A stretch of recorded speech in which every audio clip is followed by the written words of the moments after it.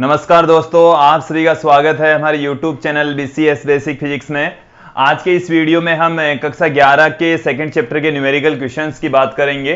जो पाठ्य पुस्तक है उसके अंत में जो न्यूमेरिकल क्वेश्चंस दे रखे हैं उनकी हम यहाँ पर चर्चा करने वाले हैं। तो देखिए दोस्तों, यहाँ पर सर्वप्रथम हम ले रहे हैं पहला क्वेश्चन, जो कि रिक्त स्थान की पूर्ति करना है।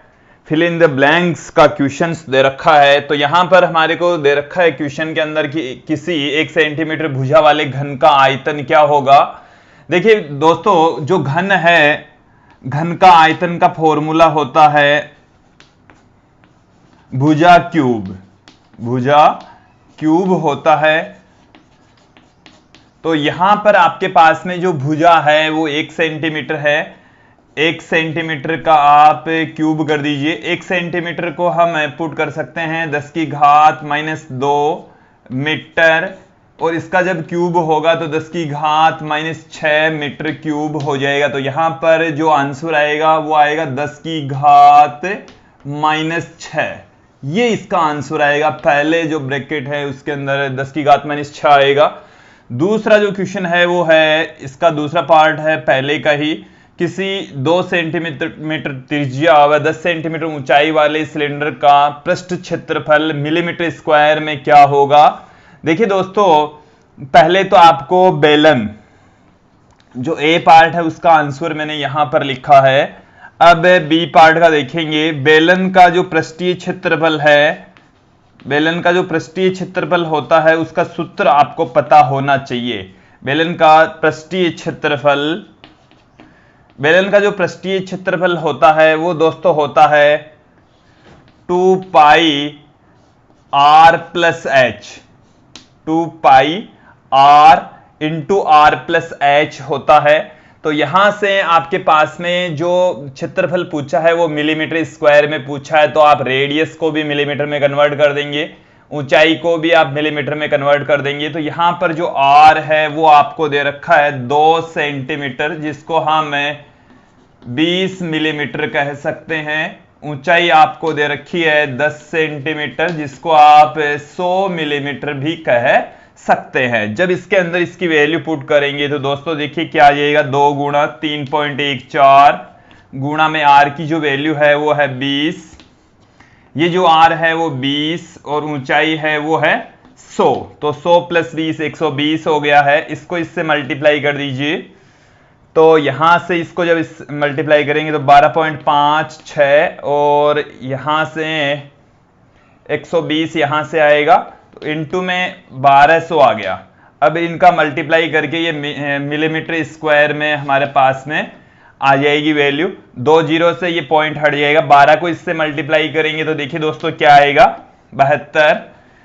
12 को 5 से गुणा करेंगे 60 और 7 हो गया 6 हासिल की होगी। 12 को 12 से गुणा करेंगे 144 और 6 150 हो गया। ये मिलीमीटर स्क्वायर के अंदर हमारे पास में आंसर आ गया है दोस्तों। ये बी पार्ट का आंसर था। अब हम बात करेंगे इसके सी पार्ट की। कोई गाड़ी 18 किलोमीटर प्रति घंटे की चाल से चल रही है, तो 1 सेकंड में वो कितने मीटर चलेगी। तो पहले तो दोस्तों हमारे को चाल मीटर प्रति सेकंड में फाइंड आउट करनी है, और यदि मीटर प्रति सेकंड में यदि आपके पास में चाल आ गई है तो फिर बाद में कोई दिक्कत नहीं होगी। ये आपके पास में चाल सी पार्ट में दे रखी है 18 किलोमीटर प्रति घंटा 18, और ये जो किलोमीटर है उसको हम मीटर में कन्वर्ट करेंगे तो ये आ गया 1000 मीटर, और घंटे को यदि आप सेकंडों में कन्वर्ट करें तो ये आ गया 3600 सेकंड। 1 जीरो से 1 जीरो कैंसिल, 1 जीरो से फिर 1 जीरो कैंसिल, ये इसमें 2 टाइम्स चला जाएगा और ये इसमें 5 टाइम्स चला जाएगा। तो जो चाल है वो 5 मीटर प्रति सेकंड रह जाएगी। इसका अर्थ ये हुआ कि जो 1 सेकंड है में जो गाड़ी है उसके द्वारा तय दूरी हमारे पास में आएगी 5 मीटर दोस्तों। तो यहां पर हमारे पास में आने वाला है 5 मीटर। ये मीटर यहां पर लगा हुआ है, 5 आ जाएगा। शीशे का आपेक्षिक घनत्व 11.3 है, तो इसका किलोग्राम प्रति मीटर क्यूब या ग्राम प्रति सेंटीमीटर क्यूब में इसका घनत्व क्या हो जाएगा, ये हमारे को पूछा है दोस्तों। तो आपेक्षिक घनत्व का जो फॉर्मूला है, आपेक्षिक घनत्व दोस्तों, इन फॉर्मूलों को आपको ध्यान में रखना है। जैसे हमने इस पूरे चैप्टर को पढ़ा तो ऐसे फॉर्मूले आए नहीं, और सीधे ही क्वेश्चंस जब हम कर रहे हैं तो फॉर्मूले आ रहे हैं। तो ये जो फॉर्मूले हैं आगे हम पढ़ भी लेंगे, बट यहां पर मापन किस तरीके से करते हैं, किसी भी भौतिक राशि के मात्रकों को एक दूसरे में कैसे कन्वर्ट किया जाता है, वो यहां पर हम अध्ययन कर रहे हैं, न कि इन सूत्रों का। वैसे आप लोगों को घन का आयतन का सूत्र पता है, बेलन का पृष्ठीय क्षेत्रफल का पता है, और इनको एक दूसरे में कैसे कन्वर्ट करते हैं ये हमने आप लोगों को बता भी दिया है। किलोमीटर में 1000 मीटर और 1 घंटे में 3600 सेकेंड होते हैं। आपेक्षिक घनत्व का जो फॉर्मूला होता है वो होता है किसी भी जो मैटर है, पदार्थ का घनत्व, पदार्थ का घनत्व, और उसके अंदर जल का घनत्व का भाग लगा देंगे कि जो 4 डिग्री सेंटीग्रेड पर जल का घनत्व है, जल का घनत्व है। तो देखिए दोस्तों, यहां पर हमारे को पदार्थ का घनत्व पूछा है, जो पदार्थ है वो सीसा है, और जबकि हमारे को आपेक्षिक घनत्व 11.3 दे रखा है, और जल का जो घनत्व होता है वो 1000 मीटर क्यूब, 1000 किलोग्राम प्रति मीटर क्यूब होता है। जल का घनत्व दोस्तों मैं आपको बता देता हूं कि जो जल का घनत्व होता है वो होता है 1000 मतलब 10³ किलोग्राम प्रति मीटर क्यूब। इसका मतलब है 1000 किलोग्राम होगा प्रति मीटर क्यूब में। 1 मीटर लंबे, 1 मीटर चौड़े तथा 1 मीटर ऊंचे पात्र में 1000 किलोग्राम जल आ जाएगा। यहां से पदार्थ का जो घनत्व है, पदार्थ का जो घनत्व है वो क्या आएगा, देखिए आपेक्षिक घनत्व, आपेक्षिक घनत्व इनटू में यहां पर आ जाएगा 4 डिग्री सेंटीग्रेड पर जल का घनत्व है, जल का घनत्व है। तो देखिए दोस्तों, यहां से आपके पास में जो आपेक्षिक घनत्व है वो हमारे को दे रखा है 11.3, इसे क्वेश्चन के अंदर बता रखा है, ये लीजिए। और 4 डिग्री सेंटीग्रेड पर जल का जो घनत्व है वो है 1000, तो यहां से हमारे पास में वैल्यू आ जाएगी 11300 किलोग्राम प्रति मीटर क्यूब। ये हमारे पास में आ गया है, जल का जो घनत्व है वो आ चुका है दोस्तों। उसके बाद में हम यदि इसको कन्वर्ट करना चाहें ग्राम प्रति सेंटीमीटर क्यूब में, तो भी हम इसको कन्वर्ट कर सकते हैं। वो दोस्तों मैं यहां पर आप लोगों को बता देता हूं, 11300 किलोग्राम प्रति मीटर क्यूब। इसको हम यदि ग्राम में कन्वर्ट करें तो किस तरीके से लिख सकते हैं, 1000 ग्राम, और मीटर क्यूब का मतलब हो गया 100 सेंटीमीटर का क्यूब। तो यहां से 1000 ऊपर से निकलेगा और 10⁻² का क्यूब, तो 10⁻6 यहां से निकलेगी, 10⁻3 यहां पर पड़ी है, तो 11.3 ग्राम प्रति सेंटीमीटर क्यूब ही रह जाएगा। एक बार देख लेना दोस्तों, ये हमारे पास में किलोग्राम प्रति मीटर क्यूब के अंदर आंसर है 11300। किलोग्राम को हम ग्राम में कन्वर्ट करेंगे 1000 ग्राम लिख सकते हैं। मीटर को जब सेंटीमीटर में कन्वर्ट करेंगे तो उसको 100 सेंटीमीटर लिख सकते हैं। 100 का जब क्यूब करेंगे, 100 का मतलब हो गया 10⁻², 10⁻² का जब क्यूब होगा तो 10⁻6 हो जाएगा, ऊपर 10⁻3 है, तो बट्टे में रह गई 10⁻3, और 10⁻3 का भाग लगाने का मतलब होगा 3 संख्या पहले पॉइंट रखेंगे, तो 3 संख्या पहले पॉइंट रख देंगे तो 11.3 आ जाएगा, ऊपर ग्राम नीचे है सेंटीमीटर क्यूब। तो दोस्तों ये जो क्वेश्चन है, पहला जो क्वेश्चन है आप लोगों को समझ में आ गया होगा। सेकंड क्वेश्चन देखेंगे, एक रिक्त स्थान में हमारे को उचित मात्रकों में इनको परिवर्तित करना है। देखेंगे आप, एक जो किलोग्राम मीटर स्क्वायर प्रति सेकंड स्क्वायर को कन्वर्ट करना है ग्राम सेंटीमीटर स्क्वायर पर सेकंड स्क्वायर में। तो सेकंड स्क्वायर तो एजडीजी रहना है, किलोग्राम को ग्राम में बदलना है, और मीटर स्क्वायर को सेंटीमीटर स्क्वायर में कन्वर्ट करना है। तो सर्वप्रथम देखिए दोस्तों, यहां पर ए पार्ट का मैं आंसर आप लोगों को बता रहा हूं, 1 किलोग्राम मीटर स्क्वायर प्रति सेकंड स्क्वायर। तो 1 किलोग्राम को हम 1000 ग्राम और जो मीटर है उसको हम 100 सेंटीमीटर लिख सकते हैं, उसका स्क्वायर, फिर बट्टे में यहां पर सेकंड स्क्वायर चल ही रहा था, तो ये 10 की घात 3 आ गया। यहां पर जब 100 का स्क्वायर करेंगे तो देखिए दोस्तों 100 का मतलब हो गया 10 की घात 2, 10 की घात 2 का जब स्क्वायर करेंगे तो 10 की घात 4, ये आ गया ग्राम सेंटीमीटर स्क्वायर प्रति सेकंड स्क्वायर। तो यहां से जो फाइनली आंसर निकलेगा 10 की घात 7 ग्राम सेंटीमीटर स्क्वायर प्रति सेकंड स्क्वायर। तो यहां पर ये जो खाली स्थान है यहां पर आएगा 10 की घात 7। देखिए दोस्तों ये वाली जो राशि है वो होती है जूल, ये वाली जो राशि है वो होती है जूल के तुल्य, और जब इसको सीजीएस पद्धति में कन्वर्ट करते हैं तो ये आ जाता है जिसको हम कहते हैं अर्ग। तो 1 जूल बराबर होता है 10 की घात 7 अर्ग के बराबर। सेकंड क्वेश्चन देखेंगे आप दोस्तों, प्रकाश वर्ष और 1 मीटर के बीच में रिलेशन पूछा है। तो हम जानते हैं प्रकाश वर्ष क्या होता है, प्रकाश के द्वारा 1 वर्ष में तय की गई दूरी, और वो हमने आप लोगों को बताई 9.46 इंटू 10⁻15 मीटर होती है। ये हमारे पास में एक प्रकाश वर्ष बराबर डिस्टेंस होती है 1 लाइट ईयर बराबर। तो 1 लाइट ईयर बराबर ये है, तो 1 मीटर बराबर आ गया 9.46 इंटू 10⁻15 इक्वल टू 1 मीटर। तो ये हमारे पास में रिलेशन आ गया है दोस्तों। तो मैं इसको इस तरीके से पुट कर सकता हूं 10 बट्टे में 9.46 इंटू 10⁻, देखो मैंने 10 से इसको ऊपर नीचे गुणा किया तो 10 की घात यहां पर 16 हो गई, ऊपर 10 पड़ा है, नीचे वाला मैंने एजीडीज रखा है। जब ये 10 की घात 16 बट्टे से ऊपर जाएगी तो -16 हो जाएगा लाइट ईयर।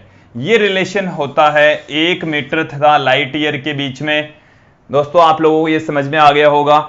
फिर इसको एकदम कैलकुलेट करने के लिए 9.46 को इससे डिवाइड कर देंगे, 10 को इससे डिवाइड कर दिया जाएगा। इसका जो सी पार्ट है वो है 3 मीटर प्रति सेकंड स्क्वायर, इसको आप किलोग्राम प्रति घंटा स्क्वायर में कन्वर्ट करना है, घंटे स्क्वायर में इसको कन्वर्ट करेंगे। तो दोस्तों कैसे कन्वर्ट किया जाएगा देखेंगे। यहां पर सी पार्ट आपके पास में है 3 मीटर प्रति सेकंड स्क्वायर, और मीटर को आपको कन्वर्ट करना है किलोमीटर में। तो 3 तो एजडीज पढ़ाई है, फिर मीटर के अंदर हम पुट कर सकते हैं, किलोमीटर में कन्वर्ट करना है तो आप 1000 का भाग लगा दीजिए। 1000 का भाग लगाते ही ये जो मीटर है वो किलोमीटर में कन्वर्ट हो जाएगा।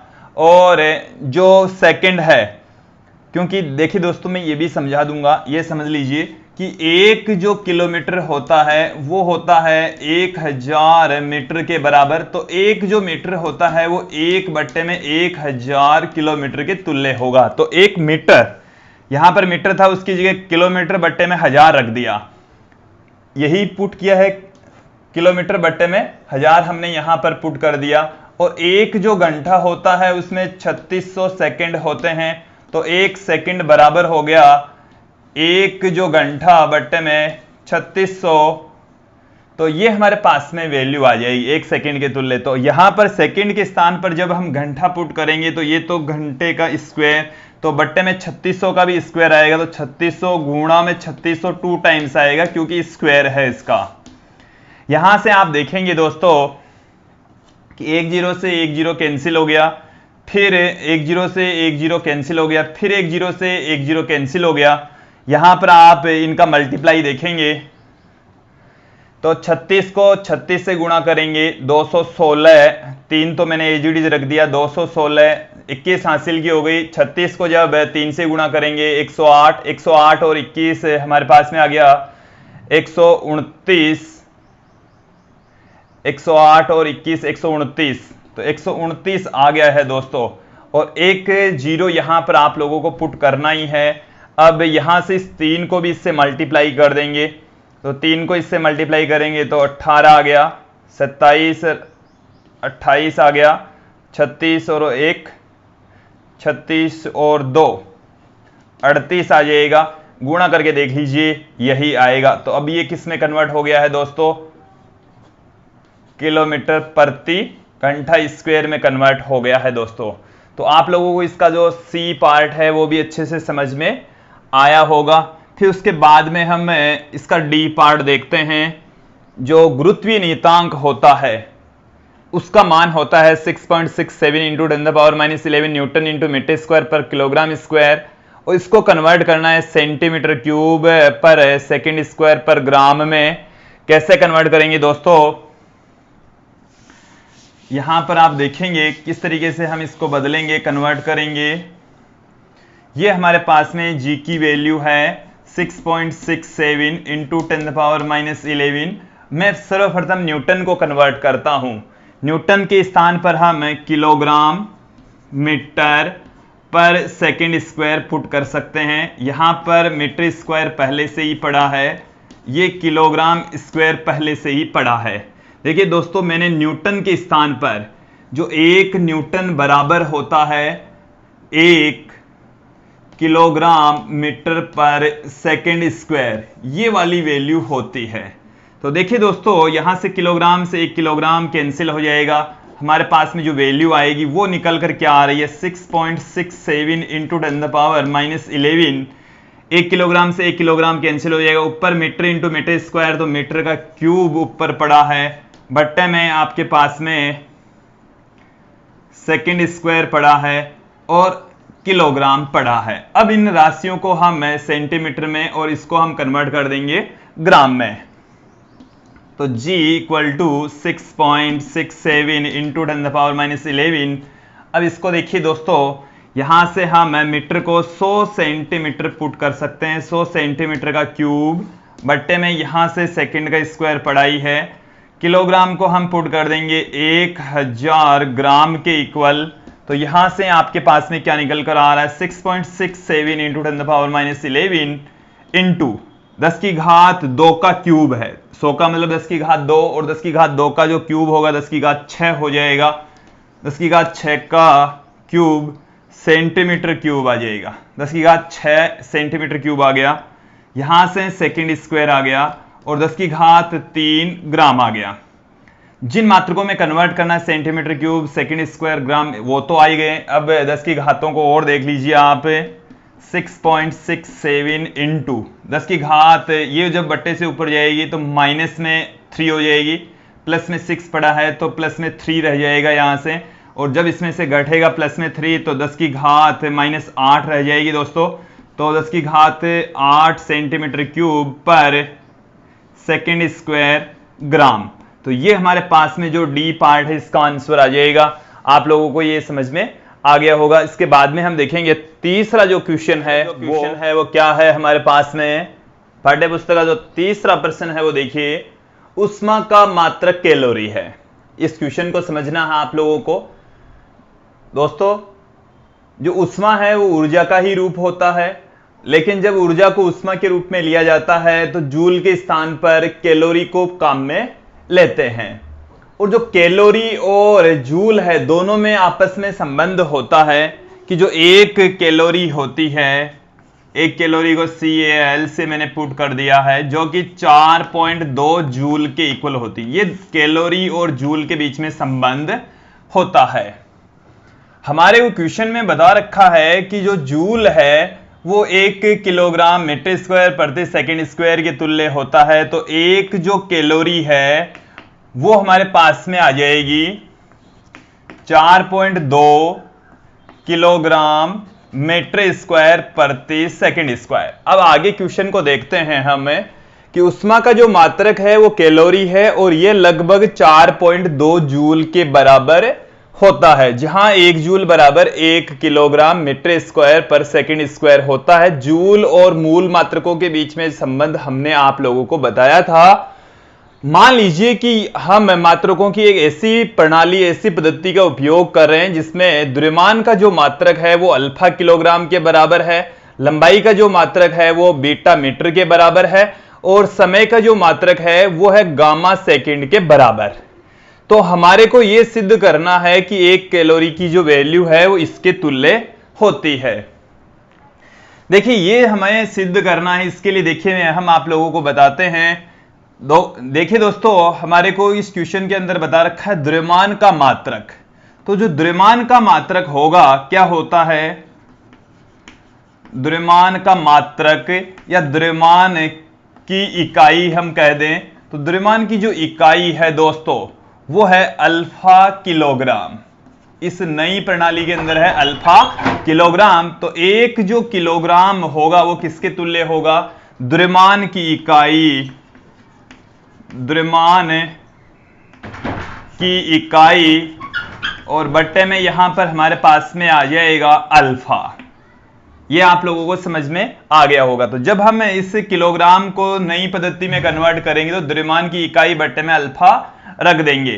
ठीक उसी प्रकार से ही हम यहां पर देखेंगे लंबाई का मात्रक। मात्रक का मतलब हो गया इकाई, और लंबाई की जो इकाई हमारे को क्वेश्चन में बता रखी है वो बता रखी है बीटा मीटर के बराबर। तो दोस्तों एक जो मीटर है वो किसके तुल्य आ जाएगा, लंबाई की इकाई, लंबाई की इकाई बट्टे में हमारे पास में आ गया है बीटा। फिर ठीक इसी प्रकार से ही यदि हम सेकंड जो समय का मात्रक है उसमें हम गामा सेकंड या सेकंड के बराबर जब हम पुट करेंगे तो हमारे पास में आ जाएगा 1 सेकंड बराबर समय का मात्रक या समय की जो इकाई है वो, और बट्टे में आ जाएगा गामा। आप लोगों को ये समझ में आया होगा।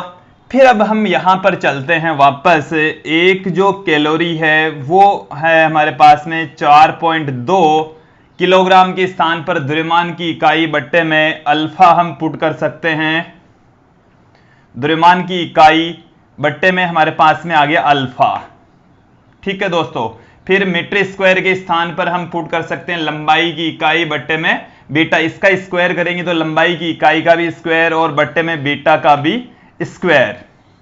फिर यहां से सेकंड का जो स्क्वायर है तो बट्टे में है ये राशि, तो गामा ऊपर चला जाएगा, गामा स्क्वायर। और देखिए राशि, देखिए दोस्तों यहां पर आएगा लंबाई की इकाई और द्रव्यमान की इकाई और बट्टे में सेकंड स्क्वायर, मतलब जो समय है उसकी इकाई भी यहां पर आएगी। बट हम यहां हमारे को फाइंड आउट करना है इसका परिमाण, जो वैल्यू है वो कितनी होगी।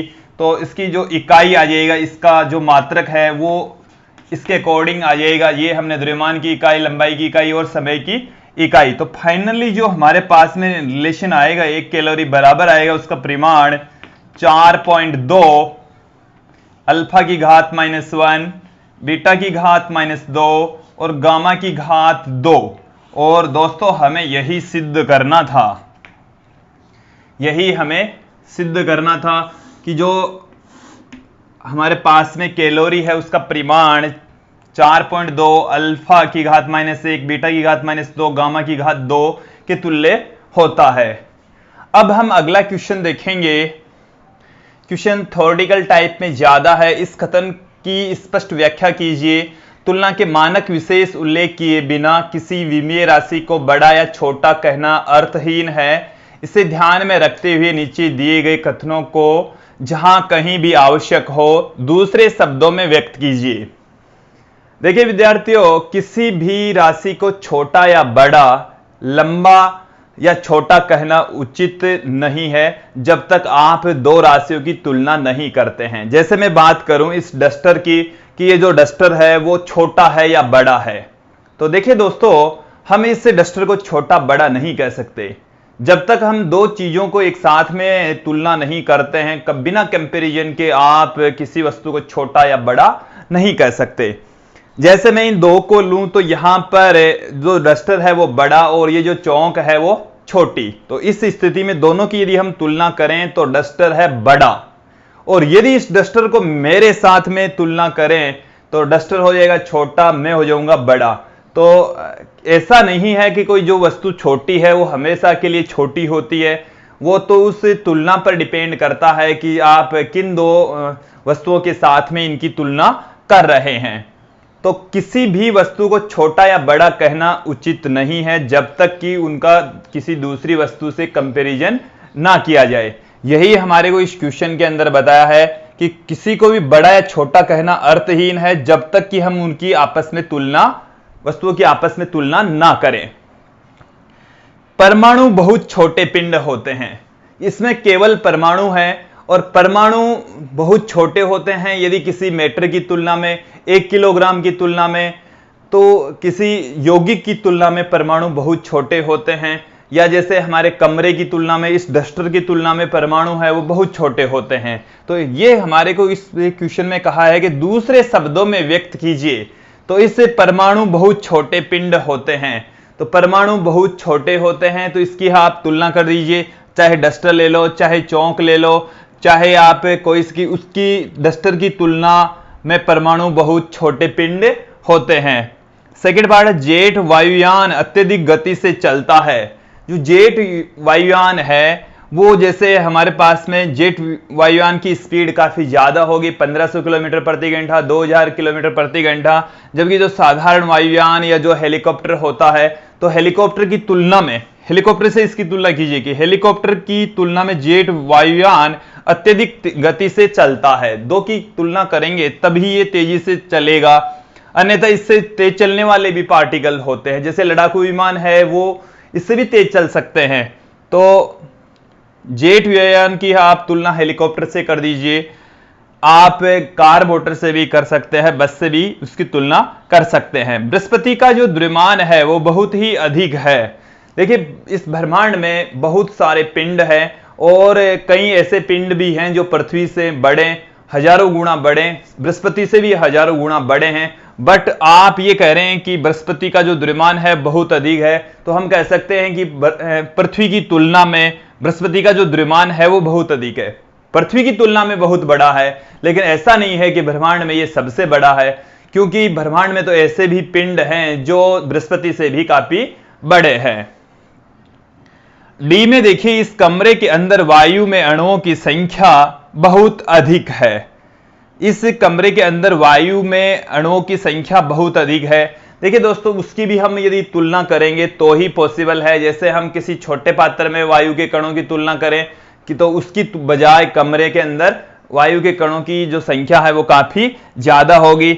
ये जो स्टेटमेंट है, अब देखिए, इलेक्ट्रॉन प्रोटॉन से बहुत भारी होता है, ये बिल्कुल ठीक है कि इलेक्ट्रॉन है वो प्रोटॉन से बहुत भारी होता है। गलत बात लिखी है, क्योंकि इलेक्ट्रॉन तो प्रोटॉन से हल्का होता है। यहां पर तुलना तो की जा रही है बट गलत तुलना की जा रही है। इलेक्ट्रॉन प्रोटॉन से बहुत हल्का होता है, इलेक्ट्रॉन हल्का होता है, प्रोटॉन भारी होता है दोस्तों। तो इस स्टेटमेंट को भी हम सही कर लेंगे कि इलेक्ट्रॉन प्रोटॉन से बहुत हल्का होता है।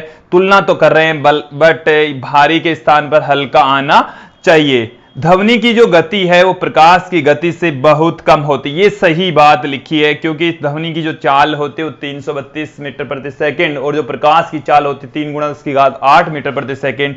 तो प्रकाश की चाल ध्वनि की चाल की तुलना में बहुत ज्यादा, ध्वनि की जो चाल है वो प्रकाश की चाल की तुलना में बहुत कम होती है।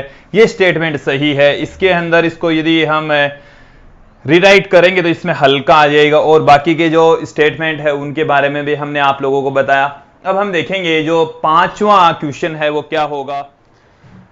दोस्तों, जो 5th क्वेश्चन है हमारी बुक का वो है, लंबाई का कोई ऐसा नया मात्रक चुना गया है जिसके अनुसार निर्वात में प्रकाश की चाल 1 है। 1 इकाई चाल हम लेकर चल रहे हैं। लंबाई के नए मात्रकों के पदों में सूर्य तथा पृथ्वी के बीच की दूरी कितनी है? प्रकाश इस दूरी को तय करने में 8 मिनट और 20 सेकंड का समय लगाता है। हमारे को यह कहा गया है कि जो नया मात्रक है लंबाई का मापन करने का, वो है प्रकाश की चाल को वो 1 के इक्वल लेकर चलता है। तो प्रकाश की जो चाल है वो 1 लेकर चल रहा है। वैसे जो प्रकाश की चाल होती है वो 3 गुणा 10⁸ मीटर प्रति सेकंड है, उसको वो 1 इकाई माप रहा है। जो चाल है मीटर प्रति सेकंड में, उसको वो 3 गुणा 10⁸ मीटर प्रति सेकंड को वो 1 लेकर चल रहा है। दोस्तों देखिए, हम ये जानते हैं जो प्रकाश की चाल होती है 3 गुणा 10⁸ मीटर प्रति सेकंड होती है, और नई जो पद्धति है उसमें उसका मान है 1 इकाई। ये आपको क्वेश्चन में समझना है, ये कि प्रकाश की चाल को वो मापता है, इस पूरी चाल को वो 1 के तुल्य लेकर चलता है। हमारे को पृथ्वी और सूर्य के बीच की डिस्टेंस ज्ञात करनी है, और दूरी बराबर दोस्तों होता है चाल इंटू समय। चाल इंटू समय और जो चाल है दोस्तों प्रकाश की वो ये रही 1 इकाई। 1 इकाई इंटू जो समय है वो हमारे पास में दोस्तों आ जाएगा 8 मिनट 20 सेकंड। जो समय है वो है 8 मिनट और 20 सेकंड। तो 8 मिनट को हम 480 सेकंड कह सकते हैं, प्लस में हमारे पास में 20 सेकंड है, तो ये जो समय है वो है 500 सेकंड का। तो यहां पर हम 500 पुट कर देंगे तो हमारे पास में जो नई पद्धति है उसमें पृथ्वी और सूर्य के बीच की जो दूरी है वो 500 इकाई आ जाएगी दोस्तों। अब जो मात्रक है वो तो उस पद्धति वाला आ जाएगा, बट जो वैल्यू है परिमाण है वो 500 ही आएगा। आप लोगों को ये अच्छे से समझ में आ गया होगा। अब जो छठा क्वेश्चन है हमारी पाठ्य पुस्तक का वो समझ लीजिए कि लंबाई मापने के लिए निम्नलिखित में से कौन सा सबसे परिशुद्ध यंत्र है। 3 तरीके से लंबाई का मापन कर रहे हैं। पहला जो मापन का तरीका है वो वर्नियर कैलिपर से, दूसरा स्क्रू गेज से और तीसरा है प्रकाशिक यंत्र से। और तीनों में से कौन सा सबसे ज्यादा शुद्धता के साथ में लंबाई का मापन करता है। दोस्तों जितनी छोटी इकाई में मापन करेगा वो उतना ही परिशुद्ध माप देगा। तो यहां पर आप देखेंगे कि एक वर्नियर कैलिपर्स दोस्तों अल्प जो लंबाइयां होती उसको मापने वाला एक यंत्र है। और उसके अंदर क्या होता है कि एक वर्नियर पैमाना होता है और उस वर्नियर पैमाने के अंदर 20 विभाजन इसमें बता रखे हैं। ये जो एक वर्नियर पैमाने में 20 खाने हैं वो 1 मिलीमीटर में होते हैं। तो 1 मिलीमीटर में 20 खाने हैं, तो एक जो खाना होता है वर्नियर का, जो जिसे हम अल्पतमांक कह देंगे, और जिसका अल्पतमांक का मतलब है सबसे छोटी इकाई जो मापी जा सकती है उस प्रकाशिक यंत्र के द्वारा, तो उसका न्यूनतम जो खाना है, एक खाने की जो वैल्यू है वो होता है वर्नियर पैमाने का जो अल्पतमांक है वो कितना होगा, पैमाने का अल्पतमांक। दोस्तों ये 1 मिलीमीटर में मौजूद हैं 20 खाने, तो 1/20 यहां से हमारे पास में निकल कर आएगा। इसको हम 5 से ऊपर नीचे मल्टीप्लाई कर देंगे तो ऊपर तो हो गया 5, नीचे हो गया 100, जब भाग लगाएंगे तो 0.5 मिलीमीटर आ जाएगा। इसका मतलब ये हो गया कि 0.5 मिलीमीटर तक की डिस्टेंस को वर्नियर कैलिपर्स की सहायता से मापा जा सकता है। फिर स्क्रू गेज के अल्पतमांक की बात करते हैं। स्क्रू गेज का अल्पतमांक मतलब स्क्रू गेज के द्वारा मापी जाने वाली जो न्यूनतम लंबाई है वो है 1 मिलीमीटर के अंदर, इसमें है 100 खाने, तो इसमें हम सीधा 100 का भाग लगा देंगे तो 0.01 मिलीमीटर। तो ये 0.5 तक मापता है, ये 0.1 मिलीमीटर तक का मापन कर सकता है। फिर हम तीसरा पार्ट देखते हैं प्रकाशिक यंत्र। और प्रकाशिक यंत्र है वो जो प्रकाश की तरंगदैर्घ्य है वहां तक मापता है। और प्रकाश की तरंगदैर्घ्य की जो प्रयास होती है वो 3.8 × 10⁻⁷ मीटर से 7.8 × 10⁻⁷ मीटर तक होता है। जब इसको आप मिलीमीटर में भी कन्वर्ट कर दोगे तो भी दोस्तों इसकी वैल्यू काफी कम रहेगी। तो हम ये कह सकते हैं कि सबसे परिशुद्धता के साथ में लंबाई का मापन करने वाला जो यंत्र है वो तीसरा वाला पार्ट है, प्रकाशिक यंत्र है। तो इस क्वेश्चन का जो आंसर आएगा वो आएगा प्रकाशिक यंत्र के द्वारा लंबाई का मापन सबसे ज्यादा परिशुद्ध तरीके से किया जाता है। अब हम अगला क्वेश्चन देखेंगे। दोस्तों जो अगला क्वेश्चन हमारा है वो है 7वां क्वेश्चन है। कोई छात्र 100 आवर्धन के एक सूक्ष्मदर्शी के द्वारा देखकर मनुष्य के बाल की मोटाई को मापता है। यह 20 बार प्रेक्षण करता है और उसे ज्ञात होता है कि सूक्ष्मदर्शी के द्वारा दृश्य क्षेत्र में बाल की मोटाई, औसत मोटाई 3.5 मिलीमीटर है। तो बाल की मोटाई का अनुमान क्या है। देखिए दोस्तों 20 बार मापता है और 20 बार मापने पर उसकी जो औसत मोटाई सूक्ष्मदर्शी की सहायता से प्राप्त होती है वो है 3.5 मिलीमीटर। सूक्ष्मदर्शी के द्वारा जो बाल पतला है उसको मोटा करके दिखाया जाता है। ये जो वर्ड आया है आवर्धन, आवर्धन का मतलब है कि जो इसकी मोटाई है उसको उतना गुना आवर्धित करके दिखाएगा, मैग्नीफाई करके दिखाएगा। तो यहां पर जो सूक्ष्मदर्शी है उसकी आवर्धन क्षमता है 100। इसका मतलब है कि जो एक्चुअल में बाल है वो उसको 100 गुना मोटा दिखाएगा। इसका मतलब है कि जो बाल की वास्तविक जो मोटाई है वो हमारे पास में सूक्ष्मदर्शी के द्वारा मापी गई मोटाई है उससे 100 गुना कम है, या ये 100 गुना ज्यादा माप रहा है, ये समझ लीजिए।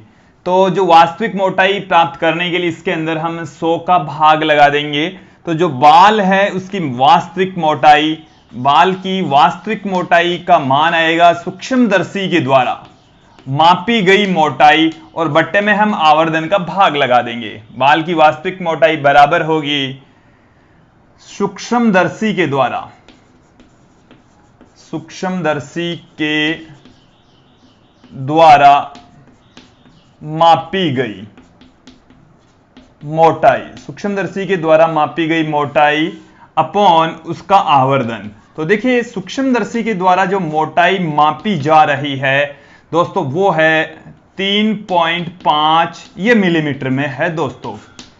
यहां पर इसका आवर्धन है वो है 100। तो जब इसको हम 100 से डिवाइड करेंगे तो ये आ जाएगा हमारे पास में 0.035 मिलीमीटर। ये हमारे पास में बाल की जो वास्तविक मोटाई है वो होगी। इसको हम इस तरीके से भी पुट कर सकते हैं 35 गुणा 10 की घात -3 मिलीमीटर, और मिलीमीटर को भी हम 10 की घात -3 से लिख सकते हैं, तो 10 की घात -6 मीटर इसकी मोटाई होगी दोस्तों। उसके बाद में हमारा जो अगला क्वेश्चन है वो है 8वां क्वेश्चन है, निम्नलिखित के उत्तर दीजिए। हमारे को इस क्वेश्चन के अंदर 3 पार्ट बता रखे हैं, इनके आंसर हमें देने हैं। पहला जो क्वेश्चन है वो क्या है, आपको एक धागा और पैमाना दिया जाता है, आप धागे के व्यास का अनुमान किस प्रकार लगाएंगे। हमारे को एक मीटर पैमाना दे रखा है और एक धागा दे रखा है कि ये पूछा है कि धागे का व्यास कैसे निकालेंगे। तो देखिए आप इस तरीके से, जैसे हमारे पास में ये कोई मीटर पैमाना है दोस्तों, इस धागे को इसके ऊपर लपेट देंगे। जैसे ये मीटर पैमाना है तो बिल्कुल धागे को एक दूसरे के पास में रख कर, जैसे ये एक धागा रख दिया, फिर दूसरा रख दिया, तीसरा रख दिया, एकदम बिल्कुल पास पास में सटा कर उस मीटर पैमाने पर हम लपेट देंगे। फिर हम ये देख लेंगे कि 1 सेंटीमीटर के अंदर कितने धागे आ रहे हैं।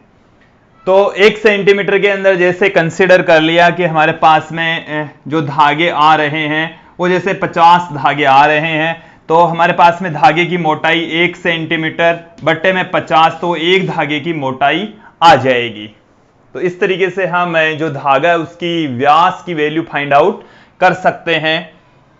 सेकंड पार्ट देखिए दोस्तों, एक स्क्रू गेज का चूड़ी अंतराल 1.0 मिलीमीटर है और उसके वर्तीय पैमाने पर 200 विभाजन है। क्या आप सोचते हैं कि वर्तीय पैमाने पर विभाजनों की संख्या स्वेच्छा से बढ़ा देने पर स्क्रू गेज की जो यथार्थता है उसमें वृद्धि करना संभव है। तो देखिए दोस्तों, जो स्क्रू गेज है उसकी साइज लगभग इतनी होती है और स्क्रू गेज की जो बनावट होती है वो इस तरीके की होती है। इस तरीके की स्क्रू गेज की बनावट होती है और स्क्रू गेज के अंदर का जो पार्ट होता है वो गतिमान पार्ट होता है। यहां से उसके ऊपर एक ये वर्तीय पैमाना होता है, इस तरीके से मौजूद होता है। ये हमारे पास में स्क्रू गेज की बनावट है। इसके ऊपर यहां पर ये होता है स्क्रू गेज का प्रधान पैमाना और इसके ऊपर कुछ खाने बने होते हैं, उसको हम कहते हैं वर्तीय पैमाना। तो इसमें जो खाना होता है, एक जो खाना है वो होता है 1 मिलीमीटर का, और 1 मिलीमीटर के अंदर इसके अंदर 200 खाने बता रखे हैं दोस्तों। जब ये इसको पूरा घुमाएंगे तो ये 1 मिलीमीटर आगे खिसकेगा या पीछे खिसकेगा। इसका मतलब हो गया कि 1 मिलीमीटर के अंदर 200 खाने इस क्वेश्चन के अंदर। तो देखिए क्या ये कह रहा है कि क्या आप सोचते हैं कि वर्तीय पैमाने पर विभाजनों की संख्या, जो वृत्ताकार पैमाना है ये वाला पैमाना, इस पर 200 खाने, 200 से ज्यादा पैमाने यदि विभाजनों की संख्या कर दें, खाने कर दें, तो स्क्रू गेज की यथार्थता में वृद्धि करना संभव है। दोस्तों यदि 200 से ज्यादा यदि हम खाने यहां पर लेंगे तो जो हमारी आंखें हैं वो ही उन खानों में विभेद नहीं कर पाएगी, क्योंकि हमारी आंखों की भी जो विभेदन क्षमता है वो एक सीमा से अधिक नहीं हो सकती। यदि खाने बिल्कुल पास पास में है, बहुत पास में है, तो उन खानों को विभेद ही नहीं कर पाएगी। इसलिए 200 खानों से यदि हम ज्यादा विभाजनों की संख्या बढ़ाकर स्क्रू गेज की यथार्थता में वृद्धि करें तो ये वास्तव में पॉसिबल नहीं है, संभव नहीं है। तो हम जो सोचते हैं वो ये सोचते हैं कि खाने बढ़ाकर तो हम स्क्रू गेज की यथार्थता नहीं बढ़ा सकते। दोस्तों, सी पार्ट है वो है वर्नियर कैलिपर्स द्वारा पीतल की किसी छड़ का माध्य व्यास मापा जाना है।